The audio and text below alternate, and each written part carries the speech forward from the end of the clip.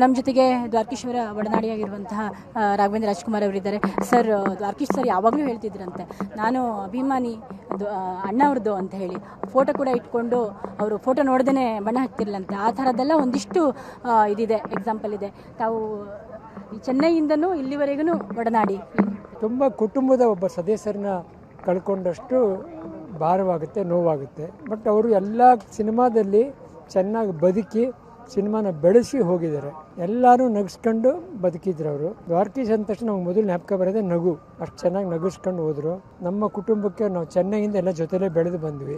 ನಮ್ಮ ಕುಟುಂಬದಲ್ಲಿ ಯಾರೋ ಒಬ್ರು ಹೋಗಿರೋಂಥ ನೋವು ನಮಗೆ ಉಂಟಾಗಿದೆ. ಚೆನ್ನೈಯಲ್ಲಿ ಅಲ್ಲಿಂದನೇ ಪರಿಚಯ ಆಗಿ ಇಲ್ಲಿ ಬಂದರು ಸರ್. ಜೊತೆಗೆ ಮೇಯರ್ ಮುತ್ತಣ್ಣ ಮೊದಲ ನಿರ್ಮಾಣ ಸಿನಿಮಾ, ಅವರಿಗೆ ಅಪ್ಪಾಜಿ ಅವ್ರನ್ನ ಹಾಕೊಂಡೇ ನಿರ್ಮಾಣ ಮಾಡಬೇಕು ಅನ್ನೋದೊಂದು ಹಠ ಇತ್ತಂತೆ. ಅಲ್ಲಿಂದ ಶುರುವಾಯಿತು ಅವರ ನಿರ್ಮಾಣದ ಒಂದು ಚರಿತ್ರೆ.